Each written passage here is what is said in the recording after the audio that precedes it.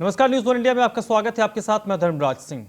Corona को लेकर प्रधानमंत्री मोदी की एक अहम बैठक इस वक्त हो रही है। जो बैठक इस वक्त चल रही है, मंत्रालय के बड़े अधिकारी इस बैठक में मौजूद हैं। वीडियो कॉन्फ्रेंसिंग के जरिए प्रधानमंत्री नरेंद्र मोदी इस बैठक को ले रहे हैं। इस बैठक में विशेष तौर पर स्वास्थ्य विभाग के वरिष्ठ अधिकारी मौजूद हैं। टीकाकरण को कैसे तेज गति से आगे बढ़ाया जाए, इसको लेकर गहनता से चर्चा हो रही है।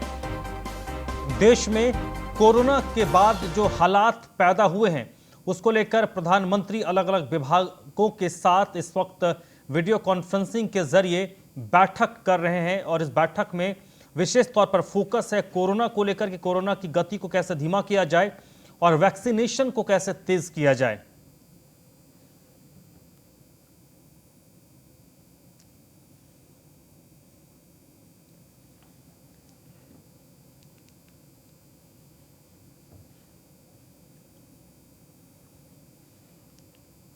मुख्यमंत्री योगी आदित्यनाथ ने अधिकारियों को दिशा निर्देश दिए हैं कि सभी जिलों में कोविड बेड को बढ़ाया जाए। उन्होंने अस्पतालों में 36 घंटे का ऑक्सीजन बैकअप रखने का फैसला किया है और अस्पतालों को यह कहा है कि सभी अस्पताल 36 घंटे के ऑक्सीजन का बैकअप रखें। आइसोलेशन में जो मरीज रह रहे हैं, उनको किसी तरीके की दिक्कत ना हो। आइसोलेट लोगों को मेडिकल किट उपलब्ध करवाई जाए। डीआरडीओ के सहयोग से 10 ऑक्सीजन प्लांट स्थापित किए जा रहे हैं। इसके अलावा मुख्यमंत्री ने कहा है कि टेस्टिंग को बढ़ाया जाए और आरटीपीसीआर टेस्ट ज्यादा से ज्यादा हो, इस बात को सुनिश्चित किया जाए। खाद्य सुरक्षा एवं औषधि प्रशासन विभाग को सक्रिय रखा जाए। ऑक्सीजन आपूर्ति रेमडेसिविर पर लगातार निगरानी रखने की बात मुख्यमंत्री ने कही है। सभी मरीजों को वक्त पर एम्बुलेंस उपलब्ध हो। मेडिकल सप्लाईज कॉरपोरेशन की गहनता से मॉनिटरिंग की जाए। धार्मिक स्थलों पर 5 से ज्यादा लोग जमा ना हो। इसके अलावा उन्होंने कहा है कि जो भी गाइडलाइंस हैं, उन गाइडलाइंस का कड़ाई से पालन कराया जाए। एसके वाजपेयी इस वक्त मेरे साथ फोन लाइन पर जुड़ चुके हैं। एसके वाजपेयी, मुख्यमंत्री खुद आइसोलेशन में है, लेकिन उसके बावजूद जो तमाम दिशा निर्देश हैं, जो मॉनिटरिंग है, उनके एंड से ये लगातार चीजें हो रही हैं। मुख्यमंत्री खुद संक्रमित हैं, लेकिन बावजूद इसके वो लगातार उत्तर प्रदेश से संक्रमण को खत्म करने के लिए हर संभव प्रयास कर रहे हैं, हर जरूरी कदम उठा रहे हैं। वो लगातार अपने संक्रमित होने के बावजूद अपनी टीम 11 के साथ में वर्चुअली बैठक कर रहे हैं और फीडबैक के साथ ही दिशा निर्देश भी जारी कर रहे हैं। आज मुख्यमंत्री ने बैठक के दौरान साफ किया कि जो ऑक्सीजन को लेकर लगातार शिकायतें आ रही थी, तो हर हॉस्पिटल 36 घंटे का ऑक्सीजन का बैकअप लेकर चले, ऐसी व्यवस्था की जाए। साथ ही साथ में जो विभिन्न दवाइयां हैं, जो खासतौर पर जीवन रक्षक दवाइयां हैं, वो दवाइयां सभी हॉस्पिटल में पूरी तरीके से उपलब्ध रहे। ऑक्सीजन की आपूर्ति करने के लिए जहां डीआरडीओ से भी सहयोग लिया जाए और 10 जो नए प्लांट बनने हैं का काम भी शुरू हो चुका है, उन प्लांट्स को तेजी के साथ पूरा किया जाए ताकि ऑक्सीजन की समस्या पूरे प्रदेश भर में खत्म हो जाए। उसके अलावा एचएएल और सीएसआर फंड से सीएम योगी आदित्यनाथ ने डेडिकेटेड कोविड हॉस्पिटल के निर्माण को लेकर भी निर्देश दिए हैं, जो कि अस्थायी हॉस्पिटल लखनऊ समेत प्रदेश के विभिन्न जिलों में बनने हैं, खासतौर पर उन जिलों में जहां कोरोना का संक्रमण ज्यादा है।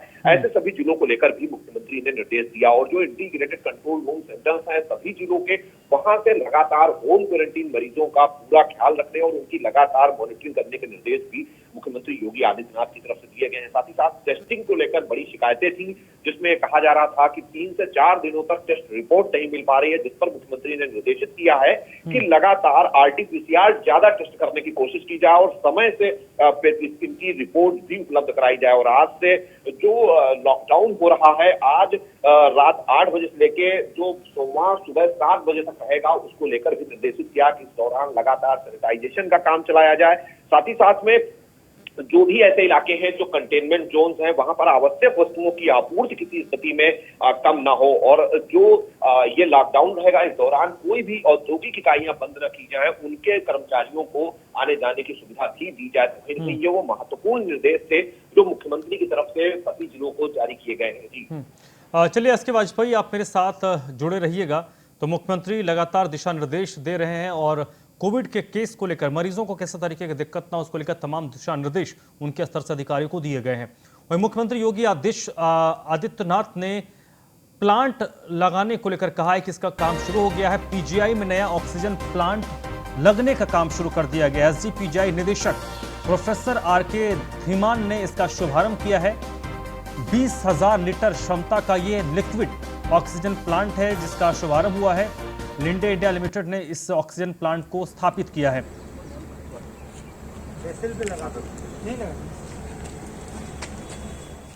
एस के वाजपेयी मेरे साथ जुड़े हुए हैं। एस के वाजपेयी, ये एक बड़ी राहत की बात इस दौर में है जब ऑक्सीजन की कमी से मरीज परेशान हो रहे हैं। वहां पर अगर 20,000 लीटर क्षमता का प्लांट स्थापित हो चुका है और वो काम भी कर रहा है।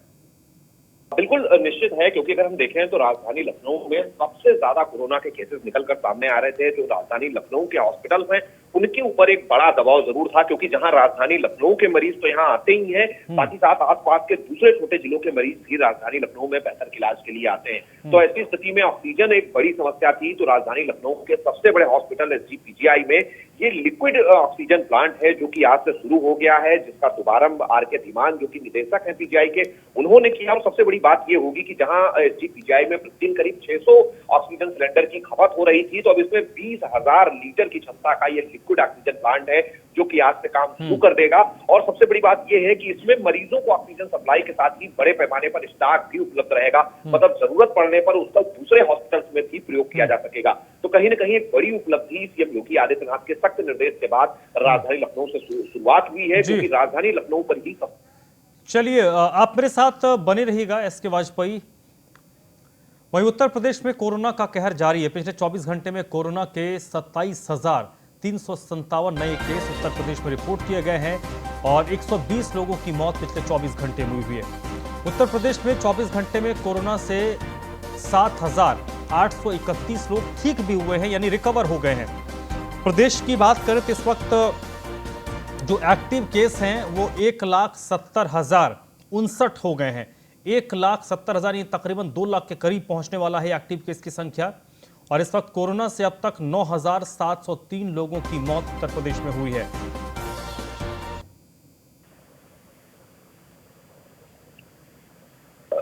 एस के वाजपेयी मेरे साथ जुड़े हुए हैं। एस के वाजपेयी, लगातार कोशिश तो स्वास्थ्य विभाग की ओर से यही हो रही है कि कैसे इस आंकड़े को कम किया जाए, क्योंकि एक्टिव केस का जो आंकड़ा है वो लगातार बढ़ रहा है। ये सबसे बड़ी चुनौती होगी।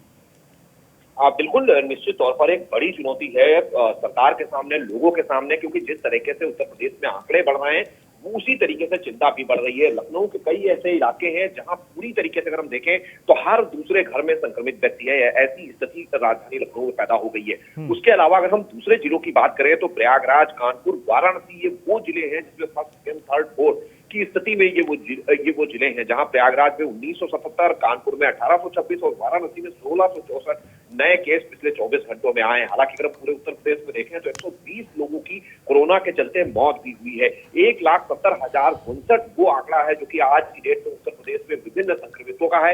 या तो ये अब विभिन्न हॉस्पिटल्स में भर्ती है या फिर होम आइसोलेशन में है। तो निश्चित है कि ये आंकड़ा एक बड़ा आंकड़ा है। और अगर पूरे हम 24 घंटों के कुल आंकड़े को देखेंगे पूरे उत्तर प्रदेश भर में तो 27,357 है, जो कि पिछले दिनों के आंकड़े से कहीं न कहीं आगे बढ़ रहा है। तो निश्चित है कि दिन प्रतिदिन जिस तरीके से स्वास्थ्य विभाग के आंकड़े आ रहे हैं उसी तरीके से आंकड़ों में मरीजों की संख्या में भी इजाफा हो रहा है, जो निश्चित तौर पर चिंता बढ़ा रहा है। हालांकि स्वास्थ्य विभाग, नगर निगम, पुलिस विभाग उन चीजों को इंप्लीमेंटेशन कराने की कोशिश कर रहा है जो कि गाइडलाइन में है, लेकिन बावजूद इसके ये आंकड़ा बढ़ रहा है, जो चिंता की बात जरूर है। सबसे बड़ी बात यही है कि लोगों की जन सहभागिता की जरूरत है और लोगों को ये जिम्मेदारी समझनी होगी कि जिस तरीके से गाइडलाइन आई है कि अगर जरूरत ना हो तो घर से ना निकले, ये नियम फॉलो करना ही होगा।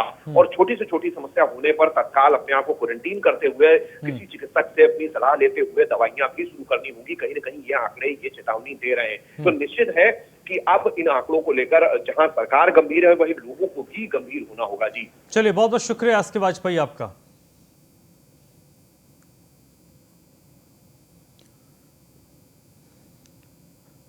गौतम बुद्ध नगर में पंचायत चुनाव को लेकर सीपी आलोक सिंह ने बैठक की है। कमिश्नर ने अधिकारियों और थाना प्रभारियों के साथ बैठक की है। इस बैठक में ज्वाइंट सीपी कानून व्यवस्था लव कुमार भी मौजूद थे। सभी अधिकारियों, थाना प्रभारियों को चुनाव में सतर्कता बरतने को कहा गया है। सूरजपुर स्थित पुलिस लाइन में इस बैठक का आयोजन किया गया था, जिसमें मुख्य तौर पर पंचायत चुनाव को कैसे शांतिपूर्ण तरीके से संपन्न करवाया जाए, उसको लेकर सीपी और ज्वाइंट सीपी जैसे वरिष्ठ अधिकारियों ने तमाम अधिकारियों को ब्रीफ किया है और बताया है कि किस तरीके से क्या कुछ चीज़ों को आपको इम्प्लीमेंट करना है और पूरे चुनाव प्रक्रिया को लेकर उनको सुझाव और निर्देश दिए गए हैं। तारीख को पंचायत का दूसरा चरण है और गौतम बुद्ध नगर में 88 ग्राम सभाएं हैं और 5 जिला पंचायत के वार्ड हैं जहां के लिए चुनाव होगा। इसके लिए सभी तैयारियां पूर्ण कर ली गई हैं। जैसे माननीय चुनाव आयोग के निर्देश हैं, उन निर्देशों के अनुसार पर्याप्त पुलिस बल प्रत्येक बूथ पे केंद्र पर लगा दिया गया है। उसके साथ ही साथ सेक्टर में, जोन में और उसके ऊपर सुपर जोन में भी अतिरिक्त पुलिस बल लगाया गया है। इस सभी क्षेत्रों में पहले से ही तैयारी करीब 2 महीने से पहले से चल रही थी और इस क्षेत्र के जो आपराधिक प्रवृत्ति के लोग थे उनको चिन्हित करके उनके ऊपर विधिक कार्रवाई की गई है और इस पूरी प्रक्रिया को एक शांतिपूर्ण ढंग से और निष्पक्ष ढंग से कराने के लिए पुलिस पूरी तरह कटिबद्ध है। तारीख को पंचायत राजनीतिक हिंसा में जान गंवाने वाले कार्यकर्ताओं के परिवार से प्रधानमंत्री नरेंद्र मोदी ने मुलाकात की। 26 जून 2019 को कांकीनारा बाजार में गोलीकांड हुआ था और इस गोलीकांड में साव परिवार के 2 सदस्यों की जान चली गई थी। इस गोलीबारी में 5 लोग घायल भी हुए थे। 26 मई 2019 को बीजेपी के कार्यकर्ता चंदन साव को गोली मारी गई थी। सत्तारूढ़ पश्चिम बंगाल की तृणमूल कांग्रेस की सरकार पर आरोप लगा था। 22 मई 2019 को राजेश साव की हत्या की गई थी। लोकसभा चुनाव में बीजेपी की मदद करने के कारण ही इन हत्याकांड को अंजाम दिया गया। पुलिस की वर्दी में आए कुछ लोगों ने उनकी हत्या की। 15 मई को अनूप और सुशांतो मंडल की हत्या की गई थी। पुलिस पर हत्या करने का आरोप लगा था।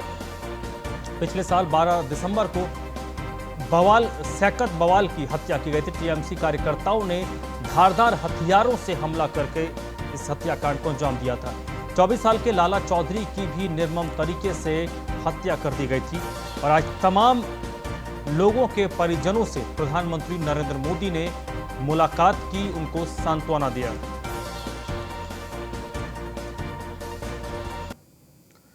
ग्रेटर नोएडा में मासूम बच्चों के भविष्य के साथ खिलवाड़ हो रहा है। गांजा तस्कर मासूम बच्चों के माध्यम से गांजे की तस्करी करवा रहे हैं। छोटे छोटे बच्चों को गांजा तस्करी के काम में इस्तेमाल किया जा रहा है।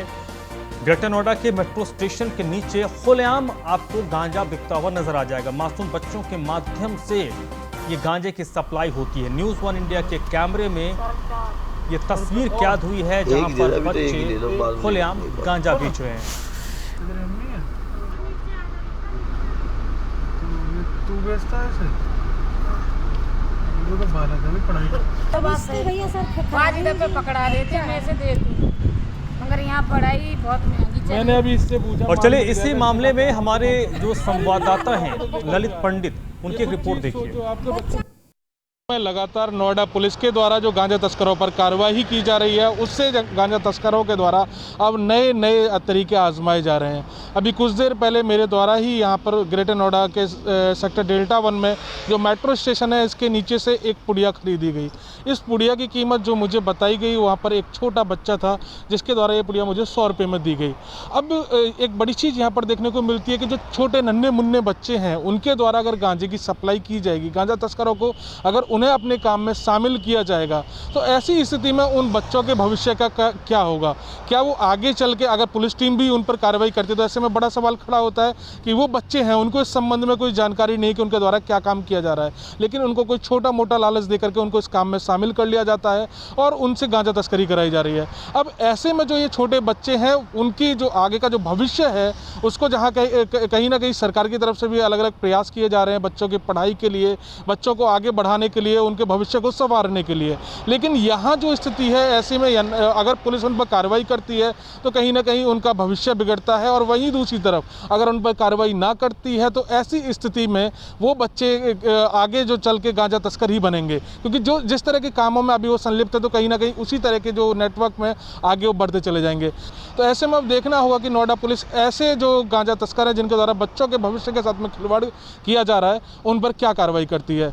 गेट नोएडा से हापुड़ के सपनावत में बना वैष्णो माता का मंदिर अपने आप में श्रद्धालुओं को आकर्षित करता है। वैष्णो मंदिर जम्मू की तर्ज पर ही वैष्णो मंदिर में गुफा का निर्माण किया गया है, जो कि इस मंदिर के मुख्य आकर्षण का केंद्र है। वैष्णो मंदिर कटरा माता की जोत को लेकर इस मंदिर में रखा गया है। आसपास के ग्रामीण तो हर रोज मंदिर माता के दर्शन के लिए आते हैं और छुट्टी के दिन दिल्ली, एनसीआर और आसपास के जनपदों से भी भक्त यहां पर पहुंचते हैं। हालांकि कोरोना को देखते हुए मंदिर कमेटी भारत सरकार की गाइडलाइंस का पालन कर रही है।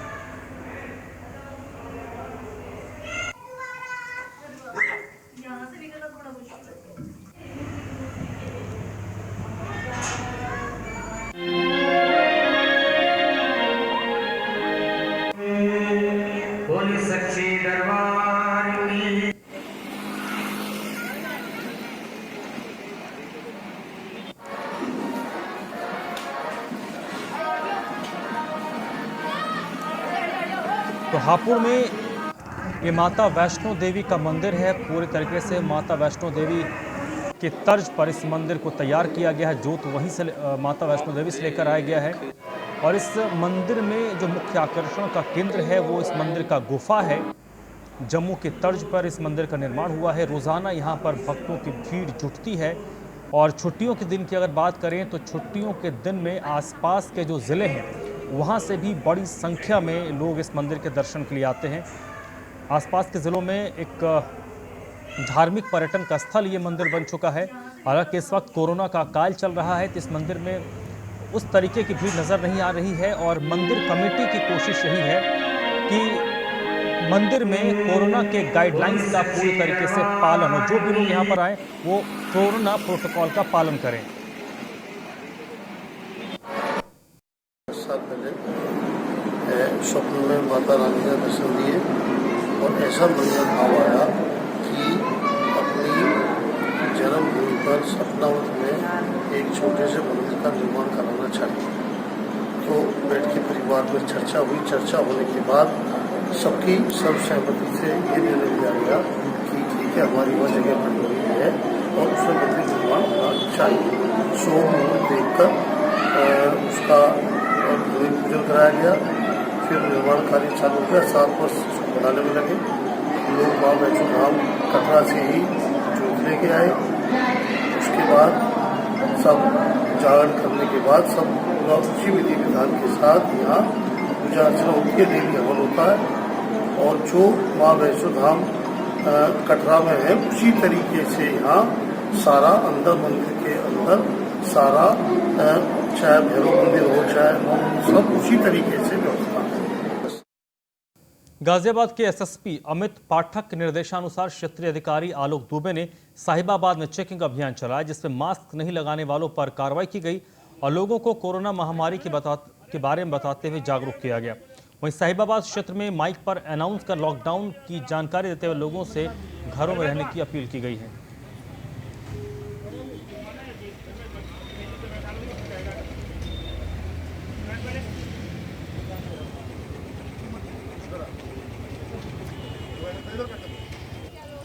ग्राहक आपके अंदर जाएगा तब सैनिटाइज होगा। मेरे यहाँ मशीन भी है।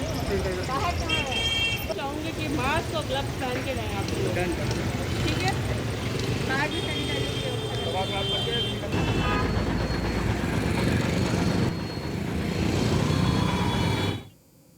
इस बुलेटिन में फिलहाल इतना ही।